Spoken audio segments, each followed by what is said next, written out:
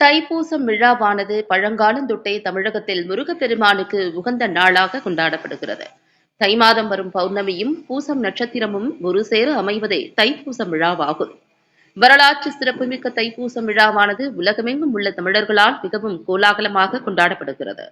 மேலும் அறுபடை வீடு கொண்ட முருகப்பெருமானை தரிசிக்க நாடு முழுவதும் உள்ள முருக பக்தர்கள் மயில் காவடி, சந்தன காவடி, சேவல் காவடி, அன்ன காவடி, வேல் காவடி, பால் காவடி, பால்குடம் காவடியாக பக்தர்களால் கால்நடையாக அறுபடை வீடுகளுக்கு எடுத்து செல்வது தொன்று தொட்டு நடைபெற்று வருகின்றது.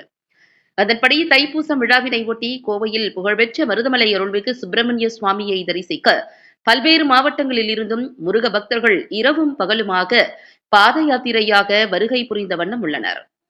பாத யாத்திரையாக வரும் முருக பக்தர்கள் களைப்பார அகில பாரத மக்கள் கட்சி மற்றும் முருக பக்தர்கள் அன்னதான குழு இணைந்து அகில பாரத மக்கள் கட்சி நிறுவன தலைவர் முனைவர் ராமநாதன் தலைமையில் நள்ளிரவு முதல் 10,000க்கும் மேற்பட்ட பக்தர்களுக்கு டிபன், காஃபி, பால், பூஸ்ட், சுக்கு பால், பிஸ்கட், தண்ணீர் பாட்டில்கள் ஆகியவை வழங்கப்பட்டன.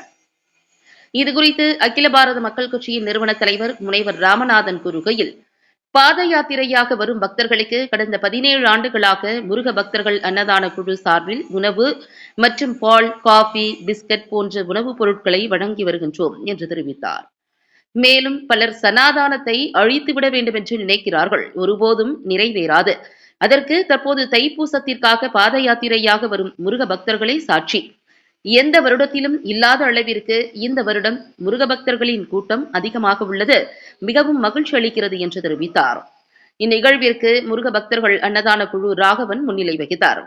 இந்நிகழ்வில் அகில பாரத மக்கள் கட்சி மாவட்ட தலைவர் சேகர், மாவட்ட துணைத் தலைவர் நாராயணசாமி, இளைஞரணி மாவட்ட தலைவர் சதீஷ், செய்தி தொடர்பாளர் நாகராஜ் மற்றும் முருக பக்தர்கள் அன்னதான குழு விஜய், சிவா, செந்தில், சுரேஷ், தினேஷ், பாலாஜி, ஆனந்தன், மணி, கணேசன், பாலா மற்றும் நிர்வாகிகள், பொதுமக்கள், பக்தர்கள் உட்பட ஏராளமானோர் கலந்து கொண்டனர்.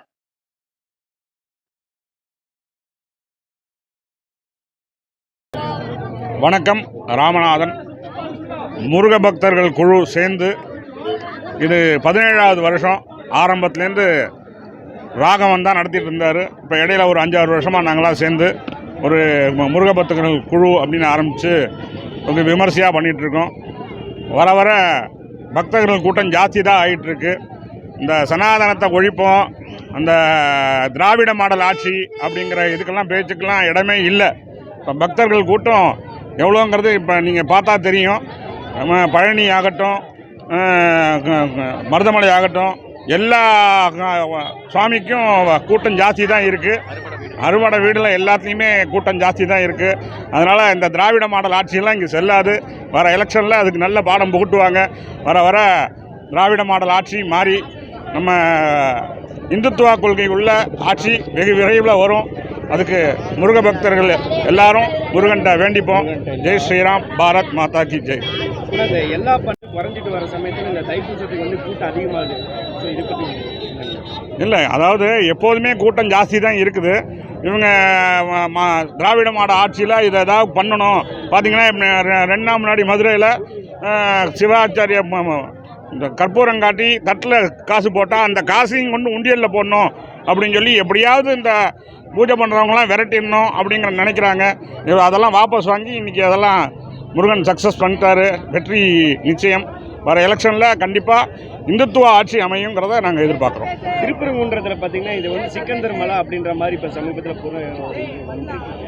இது பற்றி உங்களுடைய கருத்து? அது எப்போதுமே முருகர் மலை தான். இவங்க திடீர்னு இடையில எங்களோட மலை அப்படிங்கிறாங்க.